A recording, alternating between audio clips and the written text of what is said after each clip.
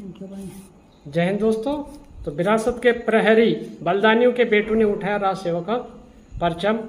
मैं कारगिल युद्ध के योद्धाओं की बात कर रहा हूँ, बलिदानियों की बात कर रहा हूँ, और उनके बेटों ने जो देश सेवा का जो बीड़ा उठाया उसी के संदर्भ में एक छोटी छोटी सी कहानियाँ मैं आपको बता रहा हूँ कि बलिदान बना विरासत। कारगिल युद्ध में प्राणों की आहुति देने वाले लांसनायक हीरा सिंह के बलिदान को उनके बेटे ने जीवंत बना दिया।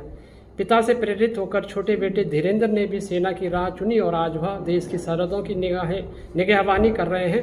हीरा सिंह नागा रेजिमेंट में थे और 30 मई 1999 को कारगिल में बलिदान हो गए थे। मूल रूप से चमोली जिले के देवाल गांव निवासी यह परिवार वर्ष 2000 में बालावाला देहरादून में आकर बस गया। वीरांगना गंगा देवी ने अकेले 3 बेटों को पाला। सबसे छोटे बेटे धीरेन्द्र ने पिता की तरह देश सेवा को अपना कर्तव्य समझा और 12वीं परीक्षा अधूरी छोड़ सेना भर्ती में हिस्सा लिया। आज वह कुमाऊं रेजिमेंट से तैनात है। धीरेन्द्र की पत्नी मालती बताती है कि जब पति सीमा पर होते हैं तो चिंता जरूर हो रहती है, लेकिन उनकी सास गंगा देवी का साहस उन्हें भी मजबूत बनाता है। बलिदानी के बड़े बेटे वीरेंद्र बालावाला के नज़दीक पोलियो गैस गांव में गैस एजेंसी चलाते हैं और मंझले भाई सुरेंद्र उनका सहयोग करते हैं। वीरेंद्र के बेटे अक्की और लक्की भी सेना में जाने का सपना देख रहे हैं। गंगा देवी जी अपने पति कारगिल बलिदानी हीरा सिंह व बेटे धीरेन्द्र सिंह की तस्वीर दिखाते हुए भावुक हो गई थी।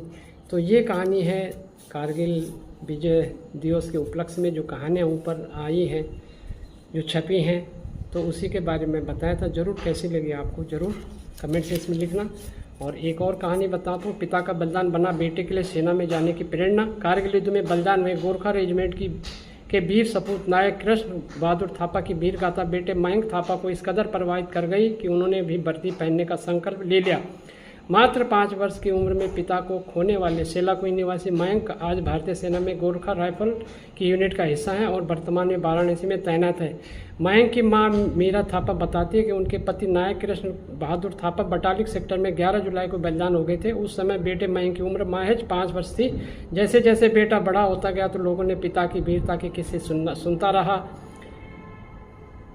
लोगों से पिता की वीरता के किस्सा सुनता रहा। जब बड़ा हुआ तो तय कर लिया कि पिता की तरह देश सेवा करेगा। वर्ष 2012 में बीए द्वितीय की वर्ष की पढ़ाई के दौरान वाराणसी में सेना भर्ती की सूचना मिली। पढ़ाई बीच में छोड़ मयंक भर्ती में पहुंचे और पहले ही प्रयास में सफल हो गए। मीरा थापा का छोटा बेटा कारण घर पर रहकर व्यवसाय संभालता है। तो ये थी कहानियाँ, वीर बलिदानियों के बेटों की कहानियाँ थी। कैसी लगी ज़रूर कमेंट सेक्शन में लिखना। बाकी जय हिंद, जय उत्तराखंड। Thank you.